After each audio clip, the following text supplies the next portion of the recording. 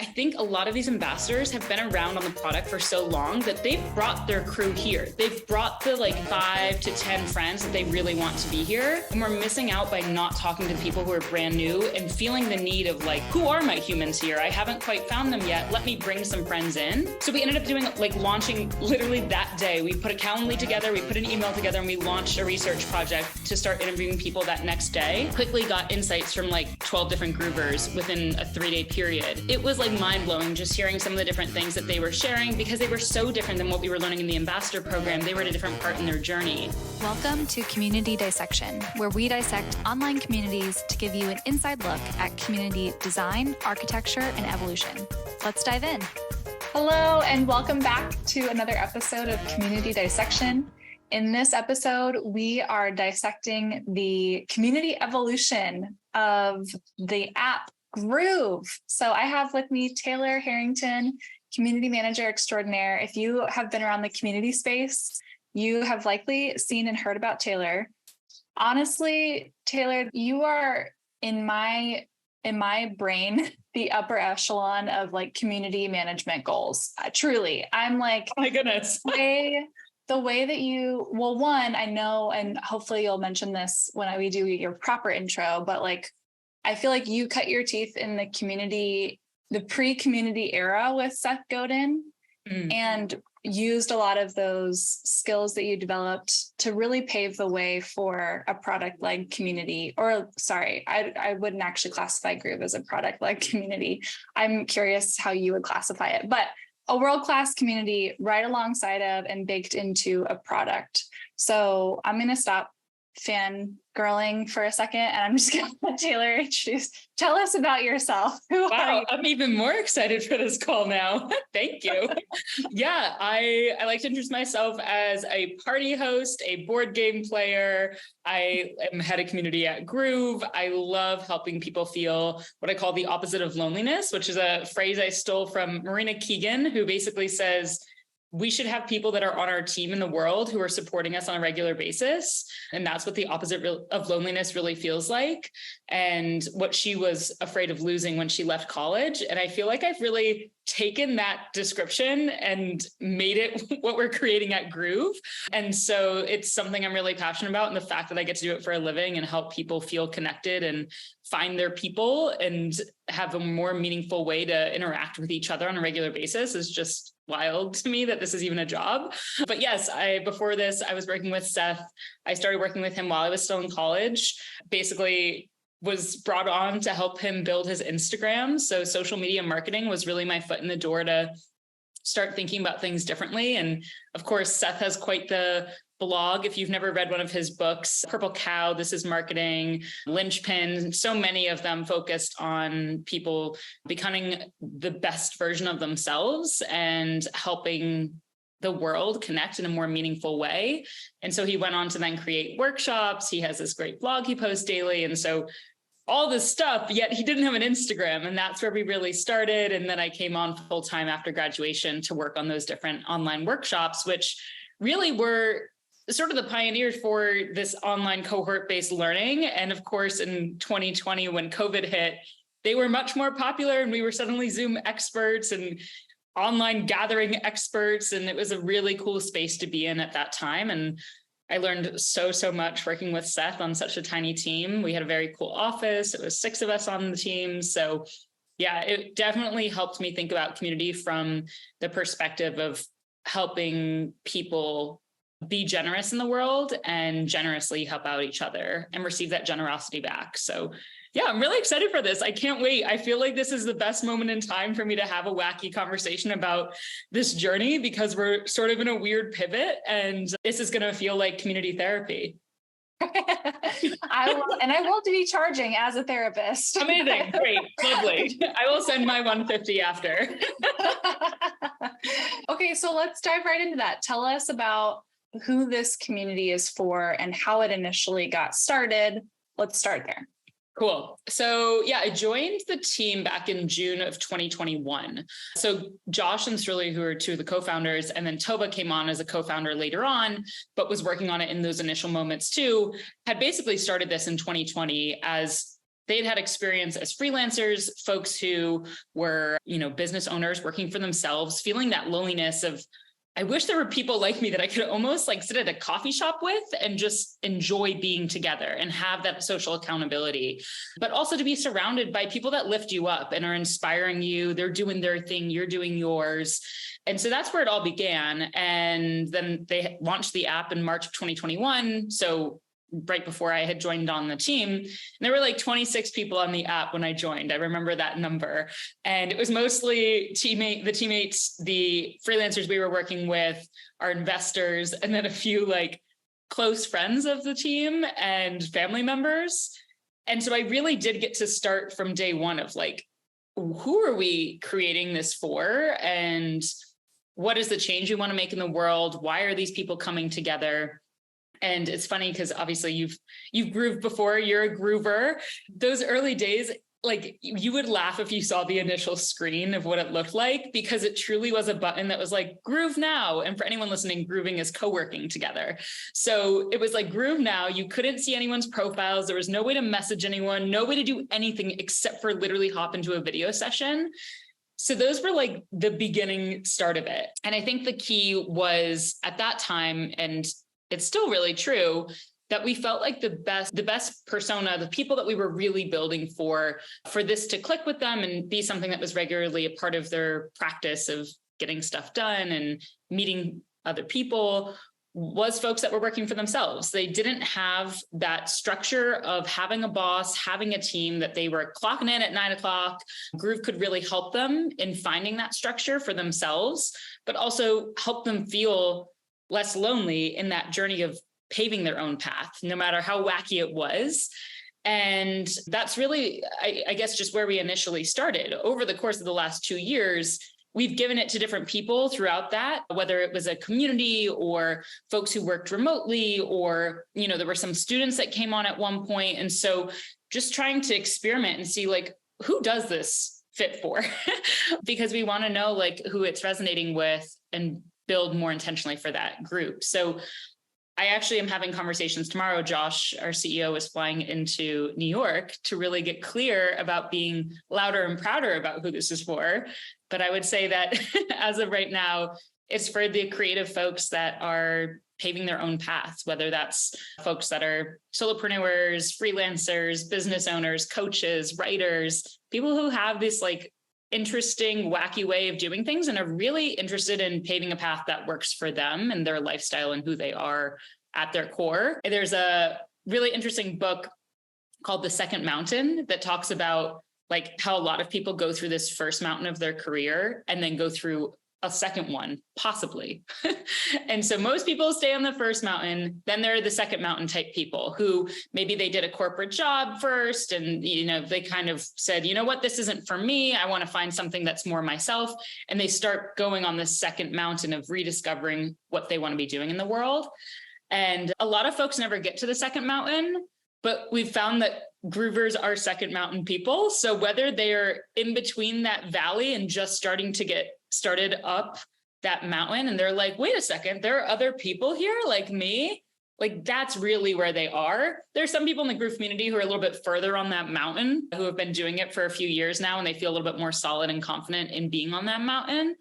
But I like to think of that visual because I think it's such a clear representation of people figuring stuff out and wanting to be on that journey with other people, even though they might think climbing the mountain is something that they typically do alone. We basically are saying like, doing it on your own doesn't come at the cost of community. So many good nuggets. I'm just going to like pull out a few of them. These Sure. second mountaineers, let's call them. I love that as the target. And I think as a groover myself, I can totally see how that fits such a specific need for those people, like myself included. As a community consultant, I would very much count myself in the second mountaineer club. It's so true that you experience the sharpness of that need and that pain point of loneliness in your business and in your work much more than in other professions or in other like career structures. So what I love though is that you started with that assumption. It sounds like you kind of started with the assumption that was who you would go after, but then you expanded and you really tested it's so funny because you were like, we like tested out with some students at some point. I feel like I've seen all the iteration. I was like, oh yeah, I remember when there were a bunch of students in my grooves. Now that you're saying it, I'm like, I can literally see, and like, I have experienced these testing iterations for you all, but being able to like confidently say over time, no, this is who we're targeting. And now we want to like take it to the next level, and sounds like proclaim it a little bit louder who we're exactly targeting. Amazing. So for those who don't know kind of how Groove works, we're targeting, I'm going to call them our second mountaineers, but like our creators, our entrepreneurs, our wacky side hustlers. What happens in this community functionally? What are some of the programs that you see happening? Yeah, so it's an app on your phone, and you basically get to hop in and co-work with 1 to 3 other people from around the world for a 50-minute co-working session. So you start on video, and it's really nice. Inside of the Groove app, it tells you who goes first. So you share what your goal is for the session. People usually say like, hey, I'm Taylor in New York City. I do community work, and during the session, I am going to be doing X, Y, and Z. And then you pass the mic to the next person, and everyone shares.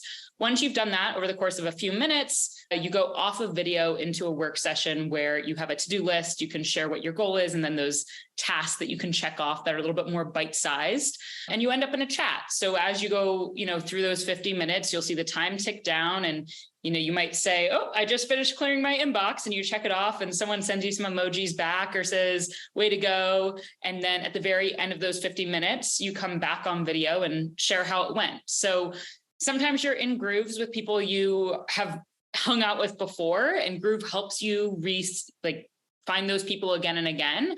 But other times you're meeting some new folks. Sometimes you're meeting a friend of a friend inside of a Groove. And I love that situation, because it's just so nice when someone's like, oh my gosh, Bri and Paul, like you have to be friends because of this reason. And it's just like so fun when you can make those connections inside of a Groove with 2 people that you know, and it's like being at a party and someone introducing you.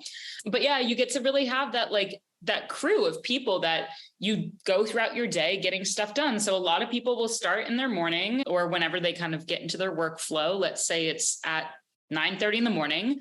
They've got their cup of coffee, tea, matcha, whatever they've got, and they hop into their first one to get through those initial to-dos and get right into the right mindset. Some people also will do it to do their morning routine so that they get into the workflow in the next groove. But they typically hop into a few grooves back to back, or take a little break in between and come back on in the afternoon. And it's really interesting because I like to think about it like going to a physical co-working space where you're like popping in, you're like, hey, people, I am here. I have arrived. I've decided I'm getting stuff done today. And it's like sitting at a table with a couple of folks and saying, okay, cool. What are you working on? All right, nice. Let's go ahead and focus, and I'll talk to you in a bit. So it's really a powerful way to continue interacting with people on a regular basis. And I think that the part of the magic of it is that structure and the fact that there isn't a leader to it. You're all leaders as you pass around that mic and get started. And also that you're consistently bumping into the same people as you keep on grooving. And that helps you form those deeper connections. I think so often in the world that we live in, there isn't a really good way to continue having those shared experiences to keep developing that relationship. And that's part of the magic sauce to the co-working aspect. Absolutely. And tell us more about, so there used to be like a Slack as well. Oh, yeah. Okay. So great.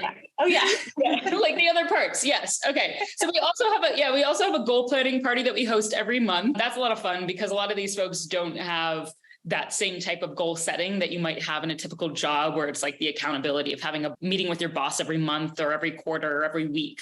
So we do that together, which is a lot of fun. I love when I hop on those and people show up consistently so that I'm able to hear how the thing from last month went. So that's great. And then we also have these town halls that we do, which is our other virtual event. We just started these a few months ago. They're every month as well. So folks can come on, meet with the team, ask any questions. We share what we're up to, where we're heading, and any new updates that have come out. And yeah, it's again, another great way to come together as community.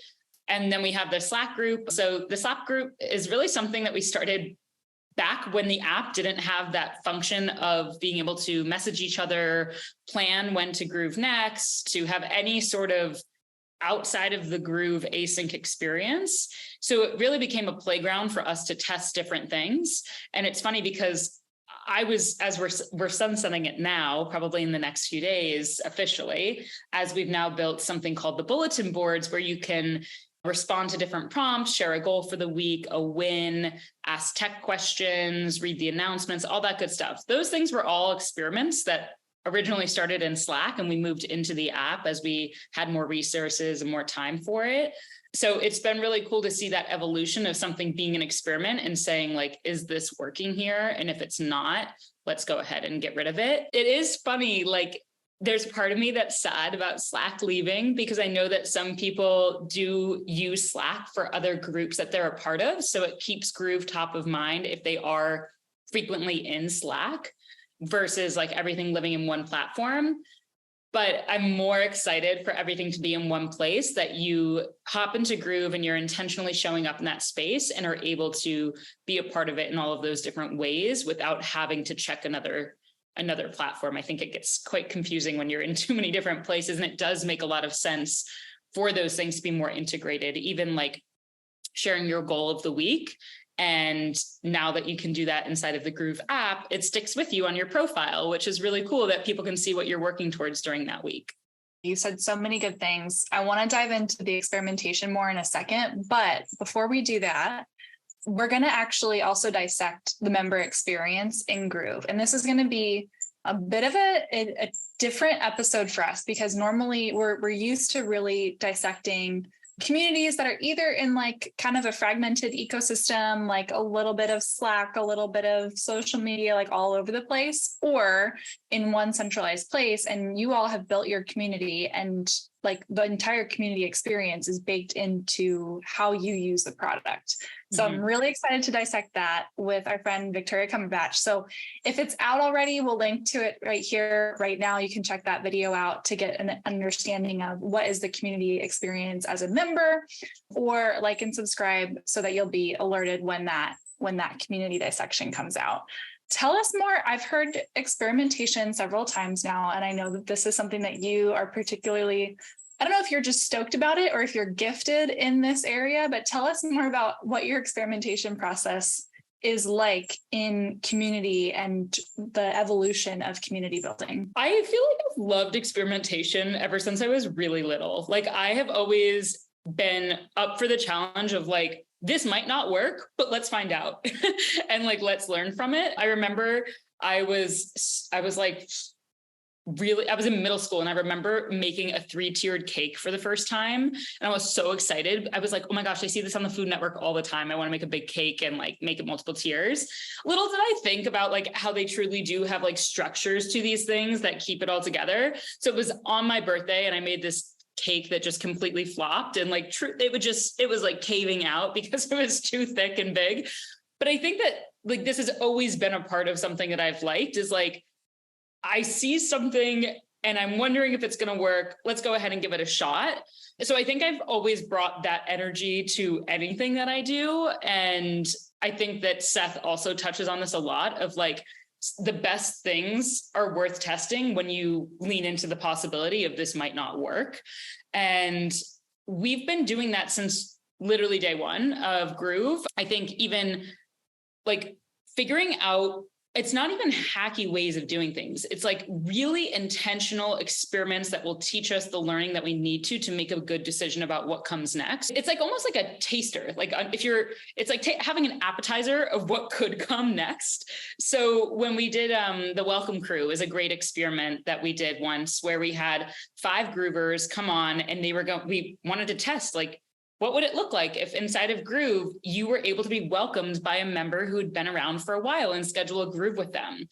And we tested it out. We said, hey, welcomers, we're not sure if this is going to work. We've got, let's say, 4 weeks on the calendar. Let's see what happens. This is the commitment. Are you in? And they said yes. And we went for it. And we learned so much. And we realized it was not a good experiment. It did not help us do the things that like it wasn't successful in the end. We decided, okay, we don't want to do that because of these reasons, but it helped us then decide, okay, what do we do next? And so I think the commitment to like a short time period, 4 weeks actually is even longer than I might suggest other people do. But like 2 weeks is something I'm trying to get more and more familiar with, is what can I learn in the next week or 2 weeks to help me make a better decision afterwards. We did an ambassador program recently, and Victoria was actually one of our ambassadors. And the same thing, like we were like, hey, we really want to try something. We have no idea if this is going to work. We just need a group of humans that are up for trying a bunch of shit and like leaning into the possibility. And we got a group that were like, heck yeah, we are so in, let's see what happens. And a lot of things didn't work. And that was the whole point, was like, what can we learn that doesn't work and the things that do? And it can be uncomfortable in those moments, recognizing like, wow, this is my first chance. Like, this is my first time running an ambassador program, and it is completely wacky. It is not something I would say like, wow, I'm super proud of talking about, because I know it didn't work. But I also knew going into it, the whole point was that we wanted to figure out what didn't work. So I think it's really reshaping any of those projects as like, this doesn't have to be permanent. We said we would run it once. We didn't know if we would run it again. We still don't know if we're going to run it again. So I think those types of opportunities are the things that are the best learning moments, because you're able to learn fast and quick and design something with intention. I like to use the framework that Seth came up with and talks about a lot of like, who's it for and what is it for? That literally is at the top of almost every single document I ever write, whether it is an event that I am planning for my friends, or if it's an event I'm planning for Groove, or if it's a message I'm sending out, whatever it is, like, who is it for and what is it for? And if you can answer both of those questions in a very complete way as you design an experiment, you're golden. If you can't, don't bother running the experiment. I heard the importance of impermanence in your programming. A mistake I made really early on in my community building career was like, let's launch this program indefinitely, see how it does, but you never get a deadline to that. And so there's never any pruning process. And this happens I see it all the time in communities. You just stack on program after program after program, instead of saying, hey, we tried an ambassador program. It did not work out the way we thought. So we proved a lot of our assumptions wrong. Now let's find like the next thing that could help spread the word about Groove. Mm-hmm. But instead, what I see all the time is, let's launch an ambassador program for the people who identify as ambassadors.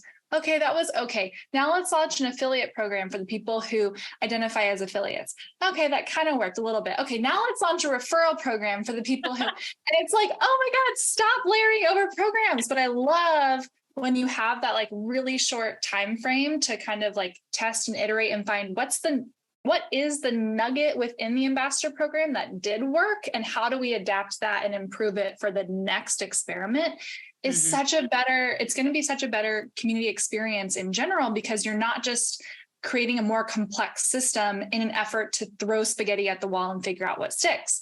You're like, let's throw this piece of spaghetti. If it doesn't stick, let's pull off the piece that does, pull it off the wall and try again.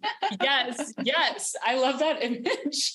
I think one thing we've done since the beginning is everyone knows we're building something. This isn't complete.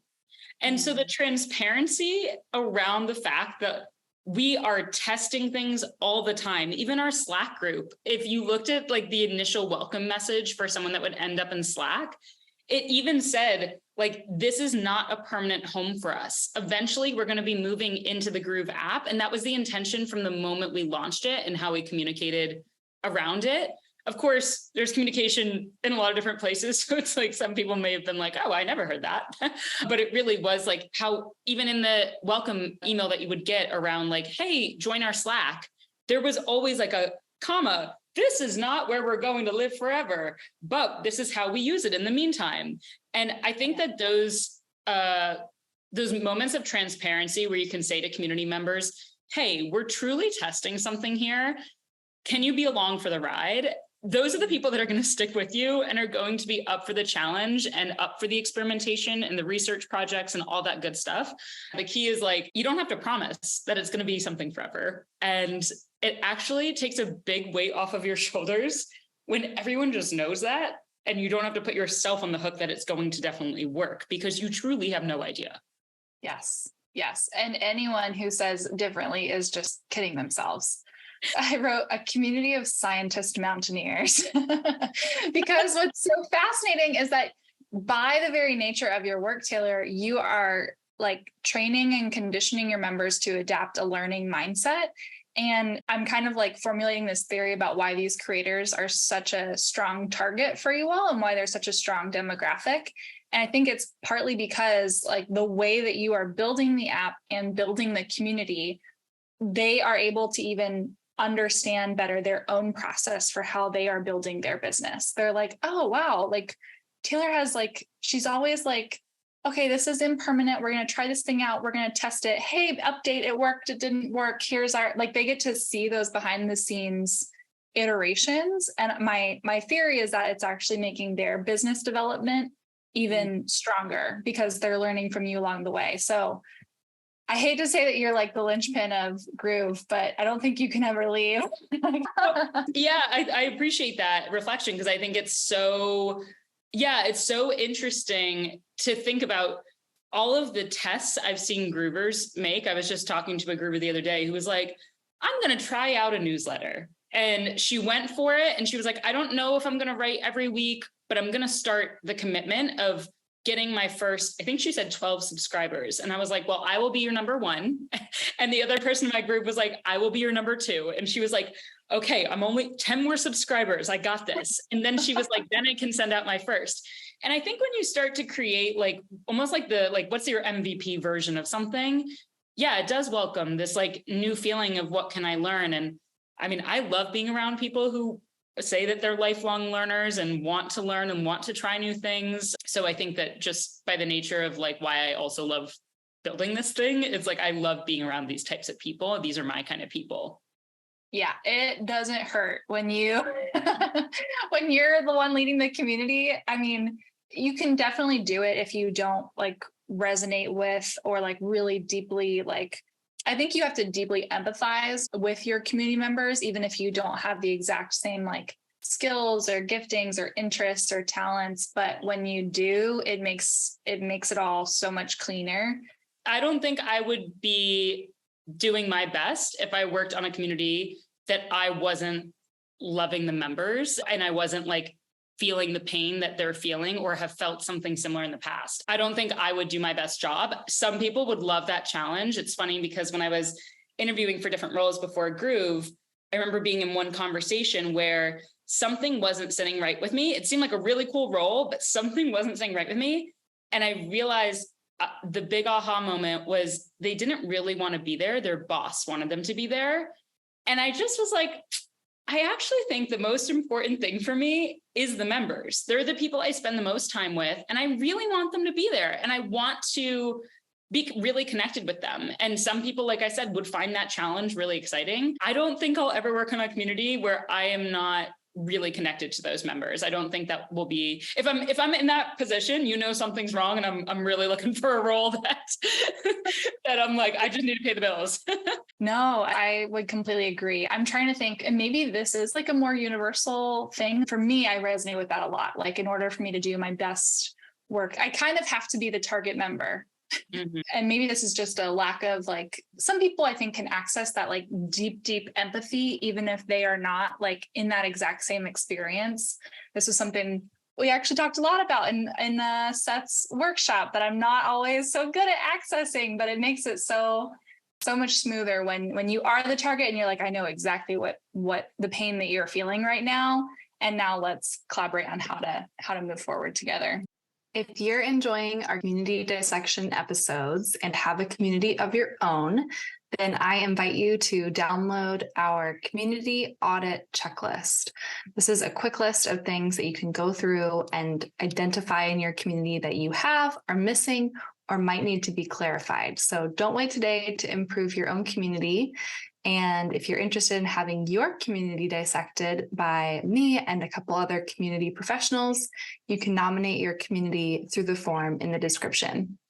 So it sounds like in all these experimentations, you get a lot of feedback. How do you handle feedback and how do you use it to move the community and the product forward? Yeah, it's a great question. Feedback is a huge part of our everyday building process. One thing that we have is inside of our team Slack, we have a channel called Pulse, which is where I take the pulse of the community and share raw insights that I'm hearing. And similarly, the other 3 members of the team, the 3 co-founders, will share things as well. It's mostly me, but like if they hear something, they toss it in. And it's really like our way of like if you scroll back on the last week, there's so many valuable insights in that channel, and they're just raw and captured and not polished. Sometimes what I'll do is like I used to do it every week. Now it's more like every 10 days. I'll go back and I'll look at all of those insights, and then I'll add my comments to certain things of like, this is something we should really be prioritizing, or like I followed up with so-and-so and this is what they really meant, or like, so that we have a log of what those, like the pulse of the week was.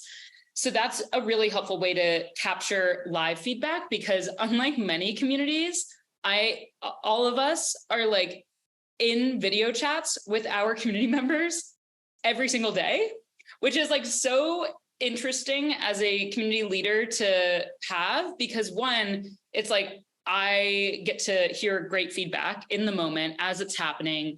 I'm more accessible to the community in that way of like, hey, this weird thing happened, or I was just thinking about how if Groove had X, Y, and Z, it would be so much better. And I get to be there for those moments instead of them having to sit down and write me an email or a message.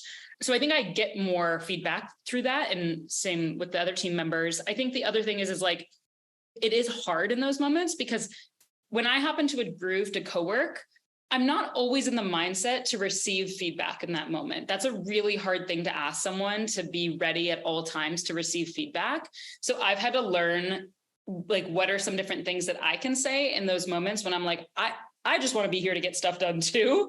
So to be able to say like, hey, thank you so much for sharing that with me. Are you able to write this up in an email that I can then take a look at later? I'm just not quite in the mindset right now to receive this, and I really want to give it my proper attention. And that's hard for me to do, because of normally I'm like, oh, let me grab my cup of coffee. Sure. So what was it you were saying? So I'm working on that. And then, we do a lot of research rounds. So it was cool. Like as a small example, we did the ambassador program, like I said, so that was in May and June of this year. We wrapped it up, and we basically realized we learned so much. So it was a crazy success for the amount that we learned. And there were things that we would do differently next time, but there are things that we would definitely do the same. And so in that, we realized we were missing a key group we wanted to interview to understand what it's like to bring your friends onto Groove. And those were the folks that had just joined Groove in the last few weeks and had been like referring friends like wildfire. Like someone had joined, and within their first 10 days, they'd referred 16 friends. And I was like, what are you telling these people? Like those, like 16 friends. And then I think 7 of those 16 had already done their first Groove. And one of them had already done 48 Grooves. There were these like really new Groovers that were referring friends successfully they were on Groove and they were grooving for the first time. Some of them really like getting into the flow. And I was like, Josh, I think we had this amazing time with these ambassadors. We learned so much. But I think a lot of these ambassadors have been around on the product for so long that they've brought their crew here. They've brought the like 5 to 10 friends that they really want to be here. And we're missing out by not talking to the people who are brand new and feeling the need of like, who are my humans here? I haven't quite found them yet. Let me bring some friends in. So we ended up doing like launching literally that day. We put a Calendly together, we put an email together, and we launched a research project to start interviewing people that next day. And quickly got insights from like 12 different Groovers within a 3-day period. And it was like mind blowing just hearing some of the different things that they were sharing, because they were so different than what we were learning in the ambassador program. They were at a different part in their journey. So those quick research projects are where we learn a lot. Cerelia and Tova on the team, 2 of the co-founders, have UX design and UX research background. So I have learned so much through watching them do it. We use Dovetail as the way to bring all of our research calls, like recorded Zoom calls, into Dovetail, transcribe them, tag them, find themes, all this good stuff. And so having watched them do that for 2 years now, like Josh and I felt like I like so confident going into this next round. I was like, oh my God, I'm putting on my Tova hat. Like, let me go ahead and try to be Tova. And so coming up with what those questions were. And then this past week, Tova was on vacation. And I was like, Josh, I don't think we can wait to get some of these insights. And so he was like, yeah, we need to like start learning from groovers about some of these new things right now. So we launch this whole research project on the onboarding process and how to find your crew on Groove. And again, within like 4 days, we had, I want to say 16 interviews, and we learned so much. And so now we're going into the designs with straight feedback from our group, like from groovers, that will inform the designs. And once the designs are complete next week, that's just like version 0.1, basically. We'll then bring in groovers to look at those designs with us before we actually implement them and start building them. So groovers are really a part of each step of the way. I think what's getting harder is like, who do we need to be listening to? Because as we've talked about, that piece of launching more as like a social way of interacting on a regular basis with people is pretty new. That's really like what we've been leaning to, is being more of a social app since this past winter. And before, we were trying to put ourselves in the box of like a focus app or an accountability club. And we realized that's really not the magic of it. And so we've been leaning into this social piece more and more. The tricky part about that is, as you keep pivoting those, even if it's small, as you keep pivoting, those groovers that came in at those different stages are going to have very different opinions about their onboarding, the way that they found their people. And they might even be thinking things that don't exist anymore because we've made those changes.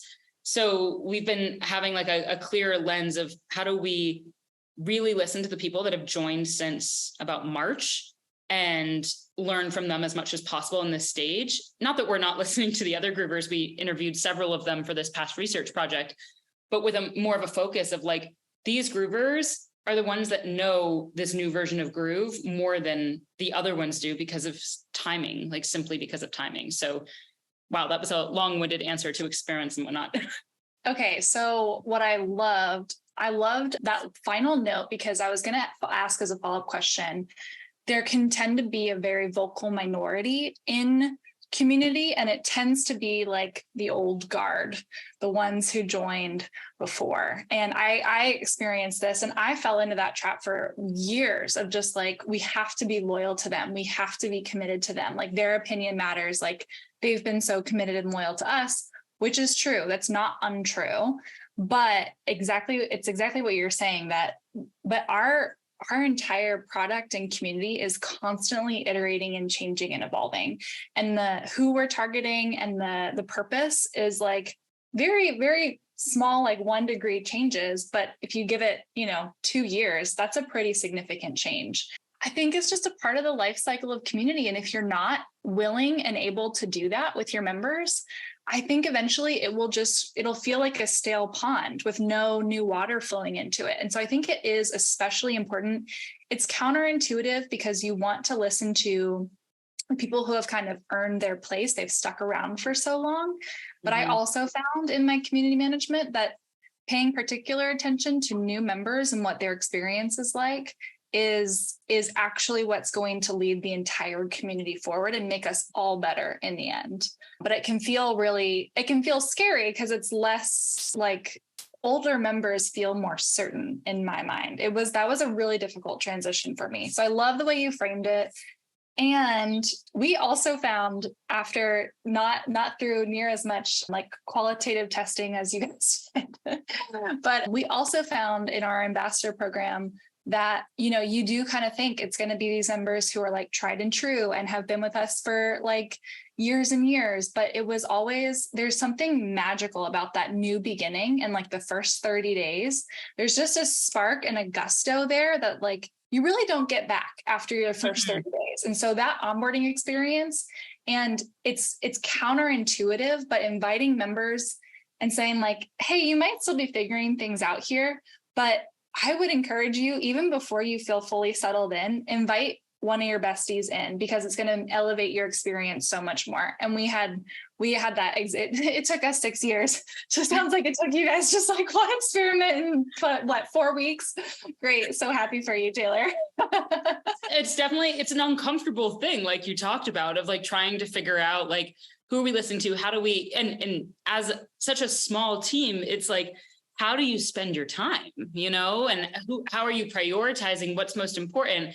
And I think, again, because groovers know that this is still an early stage community and it's something that we're testing a bunch of different things, and we just have that approach about it. I think even like a groover who joins today would learn that from the first few minutes. Like we approach it like we're talking to our friends, like, hey, not everything's perfect here, but like, oh, are you along for a ride? And I think that just gives us like a permission slip in a way that is so freeing as a community leader. And I don't think everyone has that from their organization, that ability to say that as vocally as we get to say it. But I think it's just been a way that we've approached things from the early days. So I think that permission slip changes everything when it's like, well, let's see what happens. And yeah, it reminded me when you were sharing, like, I think that comparison of like, when did we learn certain things happens a lot in the community world of like, oh my gosh, you learned that when? I wish I learned that when I was younger, And I think that one of the big aha moments that we had at Groove earlier this year was I think metrics and engagement and all that stuff is like a whole different rabbit hole we could go down. But we basically shifted last fall. We brought on a team member that was focused on growth and shifted last fall to like, how do we get more people into the Groove community? And we were really focused on the metric of what we called WAGs, weekly active groovers. And so, that was like our big North Star metric, that we were trying to get to a certain amount by a certain time.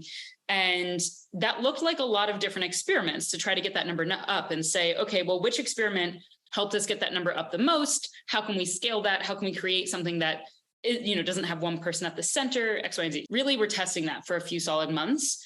And by February, the co-founders decided that it wasn't working. The current Groove app was not supporting the users in referring their friends in the way that we needed them to, in order for it to be the product that we want it to be, to get millions of people on here and for it to have that viral growth and to really support them in the moment from like, oh my gosh, this thing is so cool. I'm having this aha moment. I want to share it with my friends. Like all of that needed to be redone and still needs to be redone in a lot of ways. And that's why we're really launching this like version 2 of the app. But that pivot also led to us reducing the team down to just me and the 3 co-founders. So we were originally a team of 10, including freelancers that we were working with. And so that pivot in March, again, I think gave the Groove community like a bit of a wake-up call because we were very transparent about it. We hosted a town hall. I flew to Israel and we had an in-person meeting, the 4 of us, to figure out what was next. And the community knew all about that. We communicated it in our emails. We wrote some blog posts on it. We shared about it in a specific email to the users that had been with us since the early days of like, hey, like these team members of ours, we love them dearly. And we really need to go back to like, what are we building and rethinking things? And that's where we got more specific about the persona. And that's, like a lot of those pivots happened in that moment of like, something's not working, like really not working. And we really need to pivot. And I think that, again, that transparency with our community helped build that trust so that as we continue to experiment, they know that we're going to be transparent along the way. That's how we operate here. And they're along for that journey as we go through it. So good. This is my last question, unless there's something else you want to share, but is there anything that you're looking forward to changing in the near future? You've mentioned this V2. Can you share anything about what's coming, either on the program side or on the design side? Okay, wow, I'm so excited. Yeah, I think it's going to be so good. I feel like we have this fire in us now. I'm like, oh my God, I work at a startup. I like am building an app for millions of people. Like there's like a new fire in me that's really, really excited. Like, what does this look like to actually scale intimacy? I feel like I've been talking about this for 2 years. We have had this intimate community, but what does it mean to actually scale it well and help people feel like it's still their own and that they've got their little pocket of like, this is my part of Groove. And it doesn't feel like there are millions of people when they still have their their corner of it or whatever you want to say. So I think, the research that really led to this was like, we did a whole project on what is the core value of Groove, and people really saying the core value is I get to be around people that light me up every single day with a click of a button. I click a button and they're there. And these are people that cheer me on and help me feel more inspired. And like just hearing those reflections from Groovers gets me excited and fuels why I'm pumped about V2. I think the two big pieces of it are, one, making things more relevant. So right now we are a big community. Everyone sees the same home screen. What will it look like if that home screen is specific to you? So being able to customize your bio more and the types of people you would love to meet in Grooves, and having those people surface to you in a more relevant way. So it's not a lot of work on the user, but instead makes you feel like, oh my gosh, this was made for me. Like I told Groove this, and look at how cool this human is. And so that's one piece of it. Another piece is like, trying to figure out how to change this model of what we have right now, which is orbits. So orbits are like a two-way relationship. It's kind of like a friend on Facebook. So you say, hey, I'm requesting to be in your orbit. That person says, hey, I want to be in your orbit. And they accept the request. And one of the things that we're trying to figure out right now is how do we create a lighter version of that? And I don't know if it's the word follow, because I have resistance to the word follow. I also feel like there's an opportunity for us to like reclaim the word follow and give it a new meaning. So maybe that's part of it. But the idea being that as a new groover, as you're entering, you can start to, let's say, follow some different people that you find interesting, that you would love to get notified when they're grooving, as long as they like are making a groove that's available for people that aren't just in their tiny network. And so that way that you can kind of have those more, not serendipitous connections, but like if I was like, oh, Bri looks so cool, we're both community leaders, I would love to connect with her sometime inside of a groove, you could follow me and I could follow you and be like, oh, cool. Now we have a way of communicating to get into each other's grooves. Maybe I would get to see, in the bulletin boards one day, I'll get to see like your goals over other people's goals. So it's not like there's really in everyone town square in the same way that there is now, but instead you've got your version of it and it's made for discovery. Right now, the discovery really isn't a core part of the grooving experience unless you're hopping into a groove and meeting someone new. So those are some of the things I'm really excited about. And then just like the part that nerds, like I could nerd out on forever, is the second degree connections, because I don't think other platforms do this well. LinkedIn, like a secondary connection, truly means nothing to me, because I don't really know if you're friends with that human that we have in common. Like, I don't know. People accept LinkedIn requests all the time. And I want to be able to find on Groove, like, who are my friends genuinely friends with? I would love to groove with my friends' friends. And I think there's a lot of opportunity for us to be very transparent about that, the same way that when you go to a party and you're able to say, oh my gosh, you have to meet my friend Danielle for these reasons. And then I can leave and you two can have a chat. That's what I want to happen. I don't want right now inside of Groove, like I would have to be at the center of that for all three of us to end up in a groove together. And I think there's like so much value in having a meaningful way to connect with your friends' friends. So those are the things that I'm like fired up about. As you can imagine, that means a lot of different things for Groove. I think that the repositioning of like, we aren't a focus app, but instead are a place where you come to be surrounded by your people every day is a real shift in the energy of what we're creating and what people want to be a part of. That's not for everyone. And that's the whole point, is to get more and more specific about who it is for, because then we can really deliver that promise. So yeah, I think tomorrow's conversations with Josh in person are going to be so much fun as we start to dream up new copy for the website. And I think for us, our strategy so far has been, let's redo the website in a draft form, or any of our copy or any of our dreams for like where we want to be, and dial it up like to 300% of like, if we were describing the website of this version of Groove, once it's in its complete form of like all of those features have been launched and whatnot, what would the website say? What would that dream website say? And what would get people excited? And then figuring out like, how can we dial it down to where we're at now in terms of the promise that we can like fulfill, and go back and throughout the process as we launch new features, continue dialing it up. So the website's a good example of where we can do that. The emails, the DM that you get from me, that's a welcome message. All of those things will be a part of that. But I think that this version 2 is going to, it's really going to change things. And I am just so excited to learn along the way. I think that as we launch the first set of features, we're going to learn so much from Groovers that will help inform the next rounds of features being launched. Well, and it sounds like you all have a fabulous framework for gaining those insights, and you got a good environment for testing. You've fostered it. I'm getting this image of you being like the fairy godmother with your like second degree connections. If we can just solve the problem of like how to scale Taylor's like glitter, or like, I don't know what it is. That's what it sounds like to me, is like, how do we scale how Taylor helps people become friends? I think that's like the magic of so much of what happens in Groove right now, but we're just not helping Groovers do it. Yeah.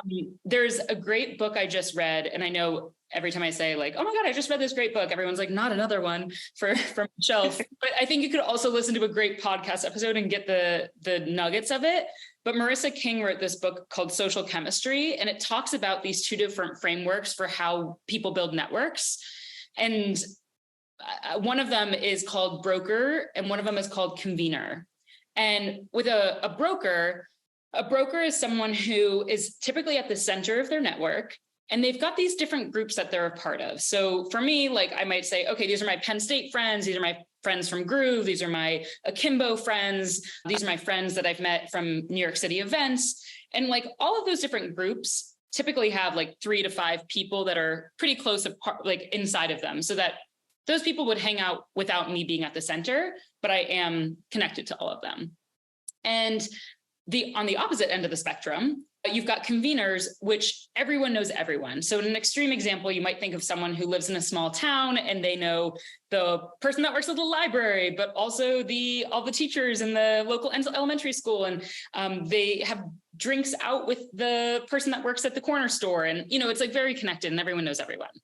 And what I think is so interesting about the way that Marissa King describes it is there are benefits and there are big, like positives and negatives to each of these. And she talks about a third network, but I don't find that one as interesting. And I think that for Groovers, so many of them are those brokers. And I think a lot of people are those brokers, people who have those wavy career paths, whether they are someone who's done, like taking you, for example, you've got your friends that are based in Hawaii. You've also got friends based on the West Coast where you've lived before. You've also got friends from the Alt MBA and your community friends. And you've got all these different pods of people, but they don't all interact. But I think that there's such an incredible thing when you cross over into that in-between land of being a broker and a convener without being on the extreme of either, where you start to say, oh my gosh, you need to meet so-and-so who's from this little section of my world, and being able to be the person to bring them together with you not having to be at the center is just like a magical way of connection. And I think that Groove has the potential to help people do that, because it doesn't matter who you invite into Groove in your world. If there's someone that you want to surround yourself with to light you up as you get through your day, they should be there if they're up for it too. And if you can help those people build a relationship, no matter where they are in the world, what an incredible gift to give them and to have your world be more connected in that way. I love the conversations when I say, oh my gosh, you two should be friends.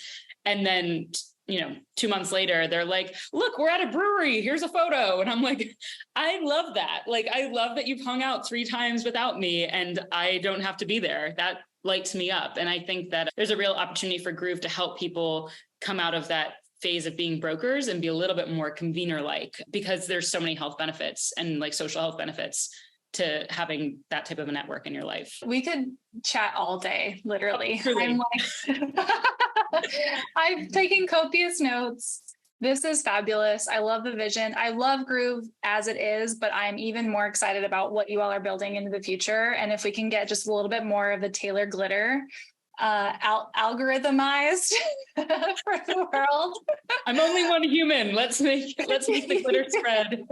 Exactly. The world will be a much better place. So I'm excited to follow along with everything happening in Groove. If you're ready to join Groove, if you're convinced, you're like, I want to be in the wake of this fabulous woman who's building this amazing community, then you can join in the link in the description. Taylor, thank you so much for joining us today. And this was a fabulous interview. I'm so excited for what you all are building and excited to support you in the future. Amazing. Well, thanks for having me. I feel like I just came off of like a hype call. I'm ready to conquer the world now. So I appreciate you. And thanks for asking such great questions. Absolutely. All right. Bye, everyone.